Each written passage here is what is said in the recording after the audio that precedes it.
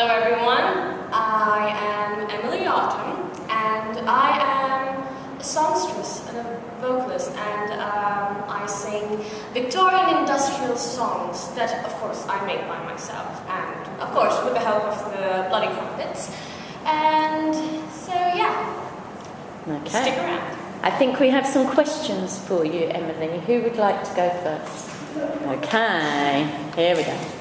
The type of genre of music that you perform, it's quite different from what a lot of artists perform nowadays. What inspired you to perform such type of music? Well, you see, as a very young girl, I've taken quite a love to the violin, and unfortunately, everyone else around me expected me to do the songs that they wanted me to do. And as much as I do have a passion for classical music, why not add a little bit of flavors? Why not experiment a little? Of course, my teachers, they did not see my point of view and actually punished me, if you know what I mean, quite a lot because of that. But of course, I rebelled. Okay, who'd like to ask another question? Oh, okay. Okay. Boy. Is your image an actress for fans, or are you really a dark, exotic person? Now see, I've told this I've told this thousands of times already to all of you reporters and whatnot, that my music, the way I am, the way I act, I do it for myself. If someone comes up to me and asks me, Emily, your previous album, Ophelia, was so wonderful, so gentle. Why, when with Fight Like a Girl, you suddenly sound like a mad Skrillex woman who's literally... Can I use some swear words? Can I swear? We'll bleep them out. Okay. Sound as if I'm bleeping a rhinoceros. So, to answer your question, it is all me. And it will always be me. Okay. Somebody else wants to ask a question here, yeah? Emily, my name is Angelica, and do you have any nicknames for your band members? Because Yes, I do. We have my wonderful Captain Maggot, Captain of the Maggots, as you can see. She's a wonderful little redhead who will drive you crazy in more ways than you know. And we have the very alluring Veronica Varlo. Don't be surprised if any time during our performances she'll scoop you up into her arms and smother you with her kisses. And then we have Lady Aquarella, our broken ballerina. Unfortunately, Lady Aquarella is no longer with our little group. She is off doing whatever she wants, and that is all fine. And then we, of course, have our wonderful Duchess. Careful there, she bites. Okay. Thank you. Thank you. Okay. So I heard that you keep a crocodile pet called Kitty. So is that the reason why you became a vegan? Can you explain it? See,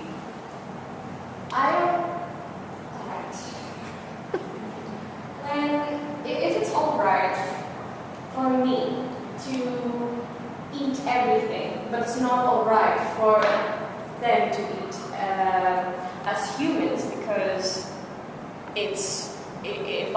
because morally everyone thinks that's like a horrible thing because we die, humans die, and when a human dies, everyone makes such a big deal. But when an animal dies, what about that? So how's Kitty? His mind is fabulous. He ate baby the day before. That's so nice. Okay. I'd like to build on that question. We've heard that you have quite a collection of pets at home. So can you give us a little insight on what animals do you have around your place? Well, I have two lovely ratties. One is Basil, the other one is... I forgot the names. One of them is Basil, and Basil is actually a wonderful little ratty because in my book, in my autobiography slash fiction slash whatever, I don't even remember. I was writing it while I was still drugged. Well, he is the inspiration to a certain character in my book, Basil the Rat, the talking rat, who talks with all the inmates in the asylum. And we've got more questions. Okay. Okay, we know that you're planning, and you announced in 2012, you're planning a musical adaptation of your novel, Yes. and it's coming out in 2014. How do you feel about that? Oh, it's amazing. See, okay, when you're doing a movie or something as big as your own autobiography, you can take there are many cuts, you can delete some scenes, you can redo them and whatnot, but when you are performing live at a theater, everything must be perfect because you get only one chance for this. And honestly, it's terrifying at the same time. I'm getting so much of support and love from all my lovely playgrats as my fans and my friends, and I will constantly be feeding them tea and biscuits.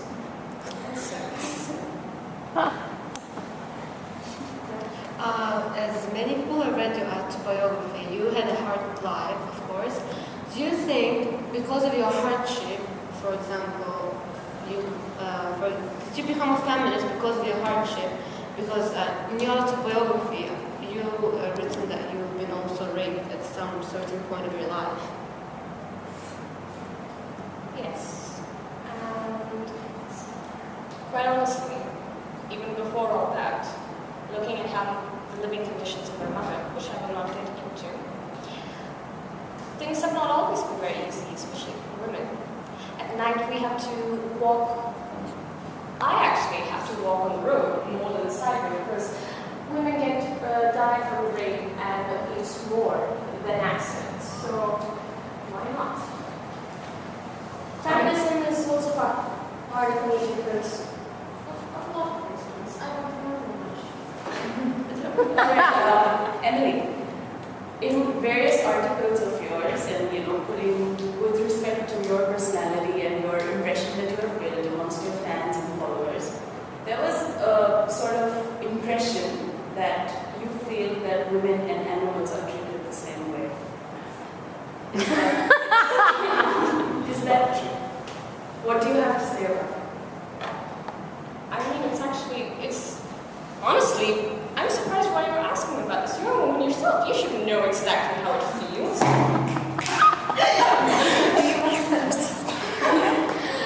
So many times, especially during, these days, the modern times is not very different from back then. Back then, sometimes even the dogs and the cats would be fed better than the women, and also treated better by the husbands. You see, I had a friend who had a dog, and that dog was treated much better than her by her husband, which is very saddening. Would this be the majority case of women who are talking about? We wouldn't know because their husband hushes them up. Their husbands are basically. So you say basically this is a dark figure that people run from.